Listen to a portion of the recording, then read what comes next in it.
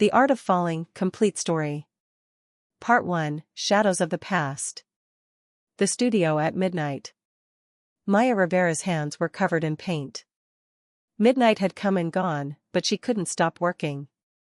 The canvas before her showed a building in flames, colors bleeding together like memories she couldn't escape.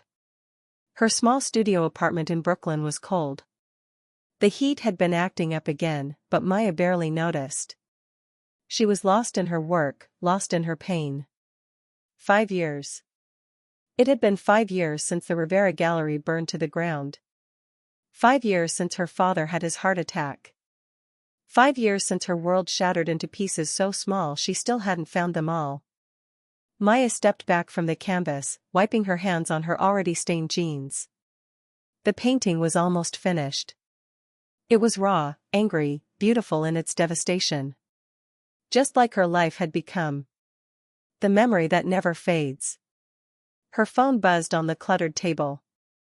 Maya ignored it at first, but it buzzed again. And again. Finally, she picked it up. It was her younger brother, Diego. "Maya, you need to see this," Diego's text read. Attached was a link to an article. Maya clicked it. Her breath caught in her throat. Billionaire Marcus Blackwood to host charity art auction at Manhattan Gallery. That name. Marcus Blackwood. The man who had destroyed everything. Maya sat down hard on her worn couch. Her hands were shaking. She read the article 3 times, each word burning into her mind like acid. Marcus Blackwood, CEO of Blackwood Industries, was one of the most powerful men in New York. Real estate, investments, art collection. He had everything. And 5 years ago, he had taken everything from her family. The night everything changed. Maya closed her eyes and let herself remember. She usually tried to forget, but tonight the memories demanded attention. It was a Tuesday night in October. The Rivera Gallery had been preparing for its biggest exhibition ever. Her father, Roberto Rivera, had spent years building relationships with artists from around the world. This exhibition was supposed to be his masterpiece, his legacy. Maya had been there that night, helping her father arrange the final pieces. She was 23 then, fresh out of art school, full of dreams and hope. "Mija," her father had said, his eyes bright with excitement. "Tomorrow, everything changes for us. Tomorrow, the world sees what we've built." But tomorrow never came. Not the way they had imagined. At 2 a.m., Maya got the call. Fire. The gallery was burning. By the time she arrived, flames were pouring from every window. Her father was already at the hospital. Heart attack. The stress, the shock, had been too much. The fire department said it was electrical. But Maya knew better. She had heard the rumors. Marcus Blackwood had wanted their building. He had made offers, increasingly aggressive ones. Her father had refused every time. "The Rivera Gallery stays in Rivera hands," he had said firmly. 2 weeks after the fire, Blackwood Industries purchased the land. The building was demolished. A luxury apartment complex now stood where her family's dreams had been. Her father survived the heart attack but was never the same. He was quieter, sadder, broken.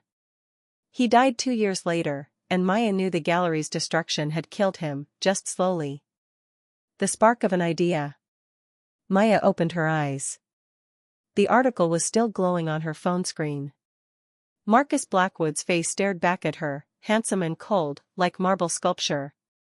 The charity auction was in 3 weeks. An exclusive event for New York's elite. Artists, collectors, celebrities. It would be impossible to get in. Unless you were someone they wanted. Maya's mind began to race. An idea was forming, dangerous and wild. What if she could get close to him?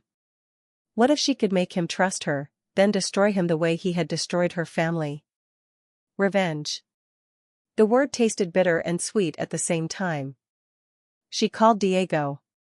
He answered on the first ring. "Did you see it?" he asked immediately. I saw it, Maya said. Her voice was calm now, steady. Diego, I need your help. Whatever you need. I'm going to that auction. There was silence on the other end. Then Diego said carefully, Maya, that's invite only. You can't just walk in. I know. That's why I need your help. I need to become someone else. Someone they would want there. Diego was quiet for a long moment. He worked in tech, had connections throughout the city, knew how things worked in ways Maya didn't. You're serious about this, he finally said. Completely. What are you planning? Maya looked at the painting of the burning building. I'm planning to make him pay. Creating Sophia Sterling. Over the next 2 weeks, Maya transformed. With Diego's help, she created a new identity, Sophia Sterling, an emerging art consultant from Los Angeles with wealthy clients and impeccable taste. Diego built her a website, complete with fake testimonials and a portfolio of imaginary projects. He created social media accounts that looked years old, filled with photos from art galleries and high-end events. He even hacked into a few guest lists, adding Sophia Sterling to exclusive parties that had already happened. Maya changed her appearance. She dyed her naturally dark brown hair a rich auburn and cut it into a sleek bob. She traded her paint-stained clothes for elegant dresses and designer heels purchased from consignment shops. She practiced walking differently, talking differently, being someone else entirely. The hardest part was the accent. Sophia Sterling had lived in London for 5 years, working at Christie's auction house. Maya spent hours listening to recordings, mimicking the subtle British influence in her speech. She studied Marcus Blackwood obsessively. Every article, every interview, every photo. She learned his preferences in art, his business philosophy, his habits. She discovered he had never married, rarely dated publicly, and collected abstract expressionist paintings. She learned he was careful, private, and incredibly intelligent. Getting close to him wouldn't be easy. But Maya was ready. She had nothing left to lose. The preview exhibition. The invitation came 3 days before the auction. A private preview exhibition at the Hartley Gallery in Manhattan. Select guests only. Marcus Blackwood would be there. Maya stood outside the gallery, her heart pounding. She wore a midnight blue dress that hugged her figure, simple but elegant. Her hair was perfect. Her makeup was flawless. She looked like Sophia Sterling, felt like Sophia Sterling. But inside, she was still Maya Rivera, the girl whose family had been destroyed. She took a breath and walked inside. The gallery was stunning. White walls, perfect lighting, beautiful art hung with precision. Waiters moved through the crowd with champagne and hors d'oeuvres. Classical music played softly in the background. Maya accepted a glass of champagne and began to circulate. She needed to be noticed but not too eager.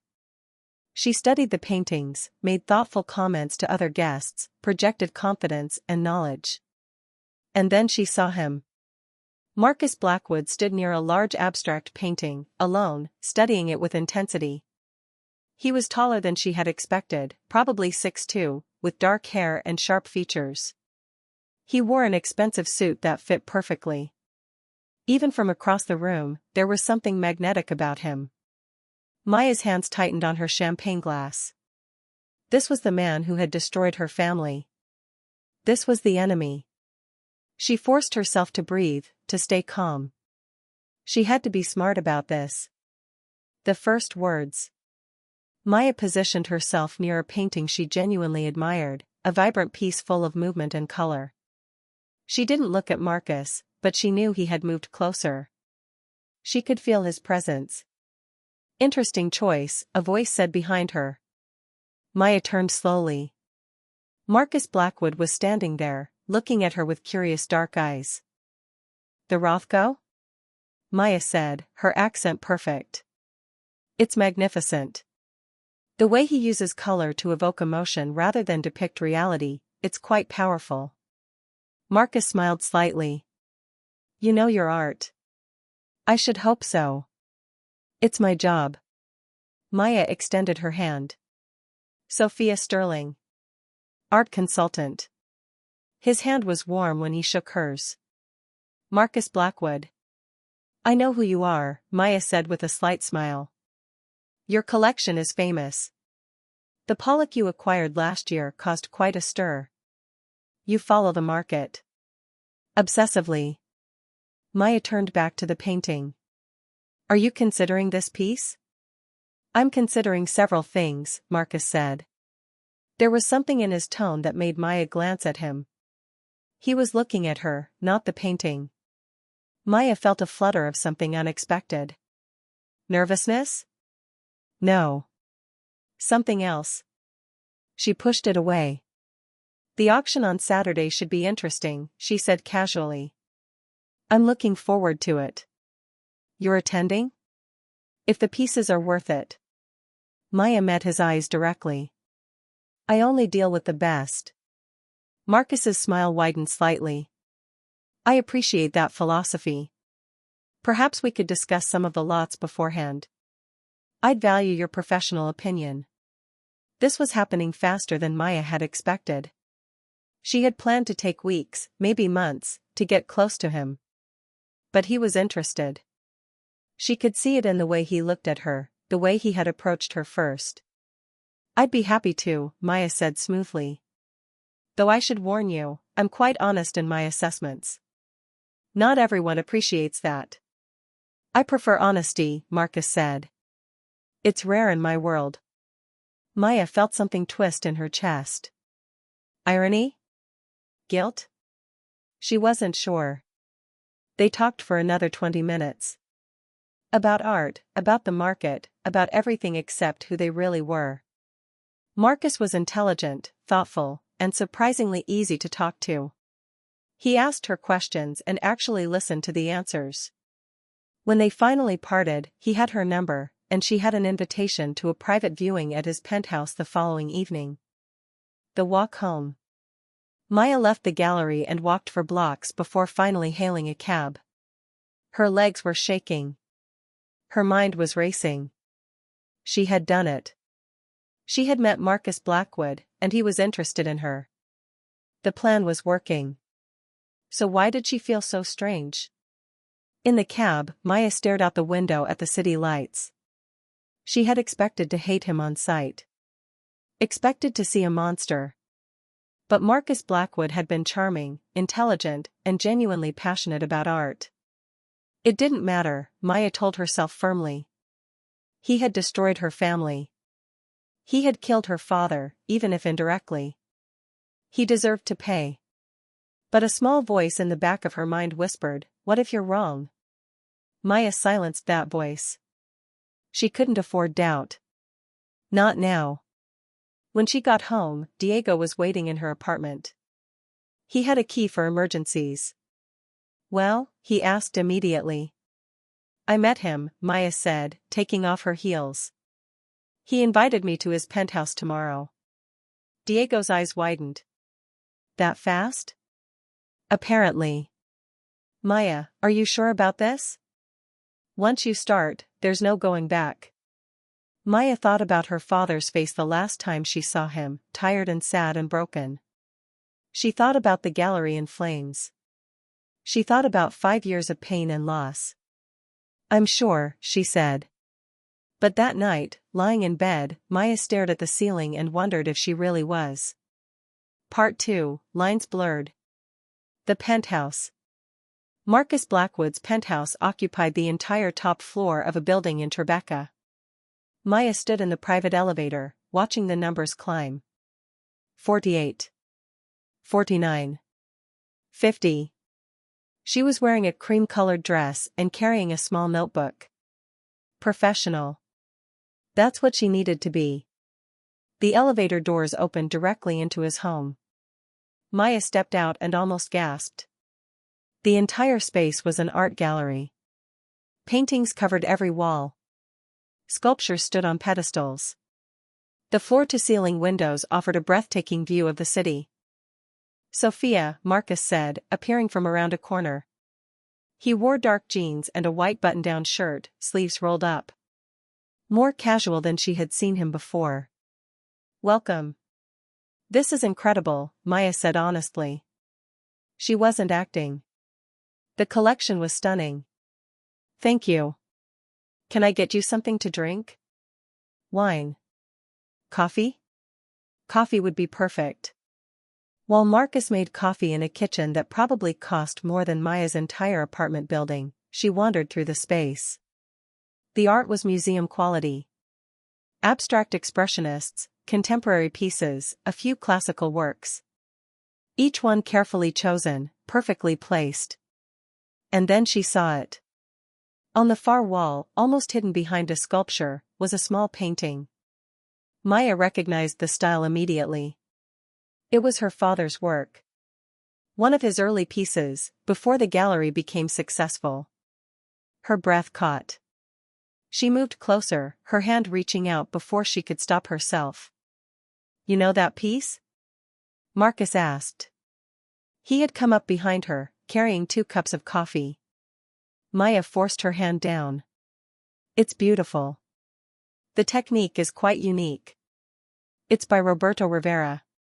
He ran a small gallery here in New York. Very talented artist himself, though not many people knew it." Marcus looked at the painting with something like sadness. "He died a few years ago."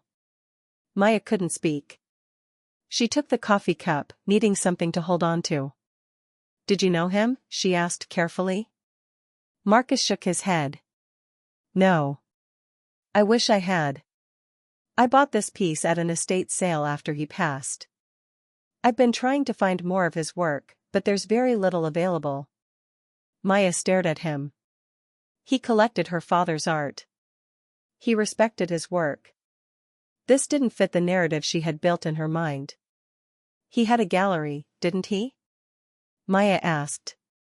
"What happened to it?" Something dark crossed Marcus's face. "It burned down. Terrible tragedy. The whole building was lost." "Were you involved in that?" The question came out before Maya could stop it. Marcus looked at her sharply. "What do you mean?" Maya's heart was racing. She had gone too far. "I just meant, didn't someone buy the land afterward? I thought I read about it." "My company bought it, yes," Marcus said slowly. His voice had changed, become cooler. "After the fire. The building was destroyed. The owner wanted to sell." "I see." Maya sipped her coffee, trying to appear calm. Marcus continued to watch her. "Why do you ask?" "Just curious. I like to know the history behind pieces." The tension hung in the air for a moment. Then Marcus seemed to relax slightly. "The fire was investigated thoroughly. Electrical fault. Nothing suspicious. But yes, my company purchased the land. I don't deny that." Maya nodded. She needed to change the subject, to get back on track. But her mind was spinning. The way Marcus talked about her father, the respect in his voice, the sadness when he mentioned the tragedy. This wasn't the cold-hearted destroyer she had imagined. Getting closer. Over the next 2 weeks, Maya saw Marcus 6 times. Private viewings. Dinners at quiet restaurants. Long conversations about art and life and everything in between. He was different than she had expected. Yes, he was wealthy and powerful, but he was also thoughtful. He asked her opinion and valued it. He told her about his childhood, raised by a single mother who cleaned houses to put him through school. He talked about building his company from nothing. "People think I was born into this," Marcus said one evening over dinner. "They don't see the 20-hour days, the sacrifices, the failures. Success always looks easy from the outside." Maya found herself listening, really listening. She was learning things about him that didn't fit her revenge plan at all. He was generous. She saw him give a homeless man $100 without hesitation. He was kind. He remembered the names of waiters and doormen. He was lonely. She could see it in his eyes sometimes, a deep sadness that money and success couldn't fix. And he was falling for her. She could see that too. The plan unfolds. Diego kept asking what she was waiting for. He had created files, fake evidence that could link Marcus to suspicious business deals. He had planted stories in industry blogs suggesting Marcus had a history of aggressive tactics. "You need to move," Diego said during one of their late-night calls. "You're getting too close to him." "I'm building trust," Maya said. "It has to be believable." "Maya, you're spending every day with him. You're starting to sound different when you talk about him." "I'm not." "You are." "What happened to making him pay?" Maya looked at her reflection in the bathroom mirror. She was still wearing the dress from dinner with Marcus. Still wearing Sophia's face. "I'm working on it," she said. But the truth was, she was confused. Every day she spent with Marcus made her revenge plan feel more wrong. He wasn't the monster she had created in her mind. He was just a man. A complicated, flawed, sometimes lonely man. But he had bought her family's land. He had profited from their tragedy. That was real. That had happened. The discovery. Maya was at Marcus's penthouse when she found the letters. He had excused himself to take a business call, and she was alone in his study. She shouldn't have looked. But she did. The desk drawer was unlocked. Inside were files, organized and neat. One folder caught her eye, Rivera property. Maya's hand shook as she opened it. Inside were documents from 5 years ago. Purchase agreements. But also something else. Letters. The first letter was from her father to Marcus Blackwood, dated 6 months before the fire. In it, her father explained that he was struggling financially. The gallery was in debt. He had made some bad investments. He was asking Marcus if he would be interested in buying the building, but allowing the gallery to remain as a tenant. Marcus's response was kind. He offered to buy the building at a fair price, with a long-term lease for the gallery at reduced rent. He wanted to help preserve the space. There were more letters. Her father thanking Marcus. Then discussing the details. Then suddenly, the fire. After the fire, there was a final letter from her father's lawyer. Roberto Rivera wished to sell the property outright. He couldn't continue. The gallery was finished. Marcus had purchased it, as agreed. But he had also tried to offer financial assistance for medical bills. Her father had refused. Maya sat down hard in Marcus's chair. This changed everything. Marcus hadn't destroyed the gallery. He had tried to save it. Her father had been the one in financial trouble. Her father had made the mistakes. The fire had been investigated. Electrical fault. Not arson. Not sabotage. Just tragedy. Maya felt the world tilting. Everything she had believed, everything she had planned, was built on lies. Lies she had told herself because she needed someone to blame. Someone to hate. The confrontation with truth. "Sophia?" Maya looked up. Marcus was standing in the doorway, looking at her with concern. His eyes dropped to the folder in her hands. His expression changed.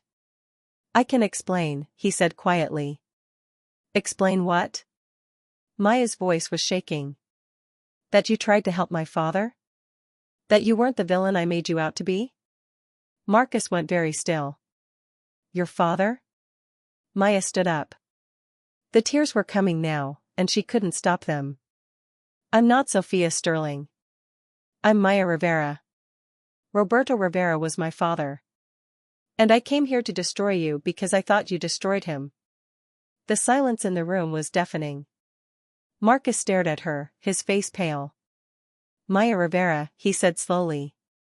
"Roberto's daughter. He talked about you. He was so proud of you." "Stop," Maya said. "Please stop.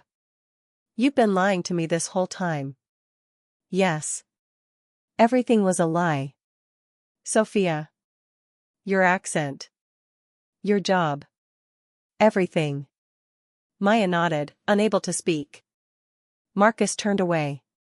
He walked to the window and stared out at the city. When he finally spoke, his voice was rough. Did you ever feel anything real? Or was it all part of your plan? Maya wiped her eyes. At first, it was the plan. I wanted to hurt you. I wanted to make you pay for what I thought you'd done. She took a breath. But then I got to know you. And everything became confused. Because you're not who I thought you were. And neither is my father's story. Your father was a good man, Marcus said, still facing the window. He made some mistakes, yes. But he loved his gallery. He loved you. When the fire happened, it broke him. I tried to help, but he wouldn't let me. He was too proud. Maya felt her legs give out. She sat back down in the chair. I've been so wrong. Why didn't you just ask me? Why the deception? Because I was angry. Because I needed someone to blame. Because it was easier than accepting that sometimes terrible things just happen. Marcus turned to face her. His eyes were hard.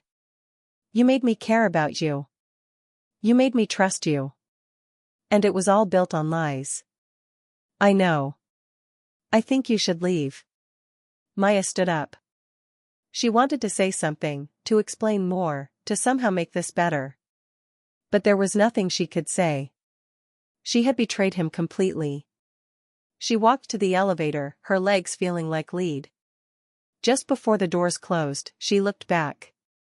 Marcus was still standing at the window, his back to her, alone. The truth about Diego.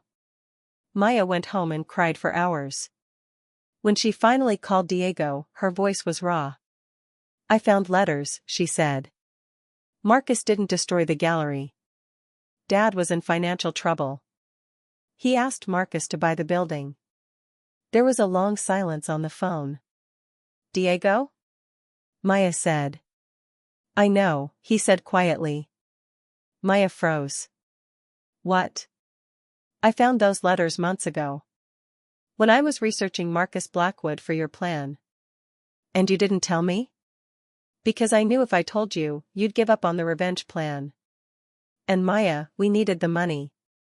Maya felt cold all over. What money? Diego's voice was strained. The plan wasn't just about revenge. I had debts. Bad debts. I thought if we could blackmail Marcus, get a settlement, it would solve everything. I thought you'd never have to know. You lied to me. I was trying to help. You let me destroy a relationship with a good man because you needed money? Maya's voice was rising.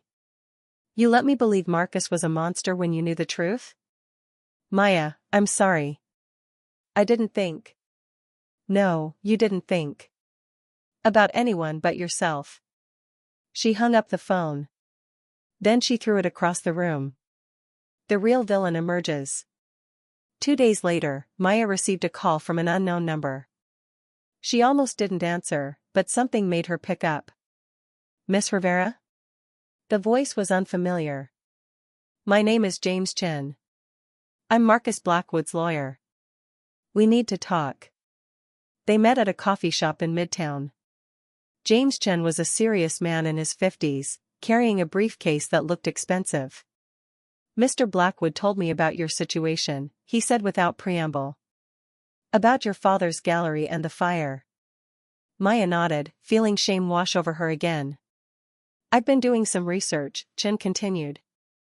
Mr. Blackwood asked me to look into the fire investigation more thoroughly. He wanted to give you answers. Maya looked up. Even after what I did? Mr. Blackwood is a thorough man. He doesn't like unanswered questions. Chen pulled out a folder. The fire was ruled electrical. But I found something interesting. The electrical system had been inspected 2 weeks before the fire. It passed. No issues. Maya's heart started beating faster. What are you saying? I'm saying someone may have tampered with it. And I found out who had access to the building that night. Chen slid a photo across the table. Maya stared at it. The man in the photo was familiar. She had seen him before, at Marcus's penthouse, at the auction preview. That's Richard Thornton, Chen said. He's Marcus Blackwood's former business partner. They had a falling out 5 years ago, right around the time of the fire. Why would he burn down my father's gallery? Because he knew Marcus was trying to help your father. Thornton wanted that property for a different development, one that would have made him millions. When Marcus refused and made a deal with your father instead, Thornton took matters into his own hands. Maya felt sick. Do you have proof? I have enough to reopen the investigation. Bank records showing payments to a man who had a history of arson. Security footage that was mysteriously erased but was backed up on a separate server. Emails between Thornton and contractors discussing removing obstacles. Why didn't this come out before? Because Thornton buried it. He's very good at covering his tracks. But Mr. Blackwood has resources. And when he wants to find something, he usually does. Maya stared at the photo of Richard Thornton. This man had destroyed her family. This man had killed her father, as surely as if he'd done it with his own hands. And she had spent all her energy targeting the wrong person. Part 3, Truth in Color, 2,000 words. Facing Marcus. Maya stood outside Marcus's building for 20 minutes before she found the courage to go inside. She had called ahead. He knew she was coming. He had agreed to see her, though his voice on the phone had been cold. The doorman recognized her and let her up without question. The elevator ride felt like a century. When the doors opened, Marcus was waiting. He looked tired. There were dark circles under his eyes. He was wearing jeans and a t-shirt, casual in a way that made him seem more vulnerable. Thank you for seeing me, Maya said quietly. Marcus nodded but didn't smile. Come in. They sat in his living room, the city sprawling below them. The silence was heavy and uncomfortable. Your lawyer told me about Richard Thornton, Maya said finally. About what he did? Yes. Why did you look into it? After everything I did, why would you help me? Marcus looked at her directly. Because despite everything, I believe you deserved the truth. And because part of me understood why you did what you did. Maya felt tears prick her eyes. I'm so sorry. I should have asked you directly. I should have investigated properly. Instead, I made assumptions and created this elaborate lie, and I hurt you. Yes, you did. The words hit her like a physical blow. But they were true. I don't expect you to forgive me, Maya continued. I just needed you to know that everything I felt for you, at least in the end, was real.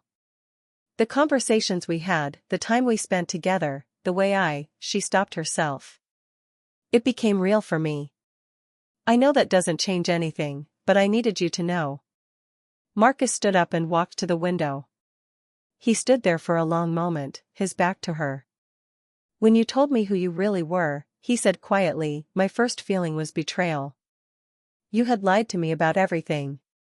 But then I thought about it more.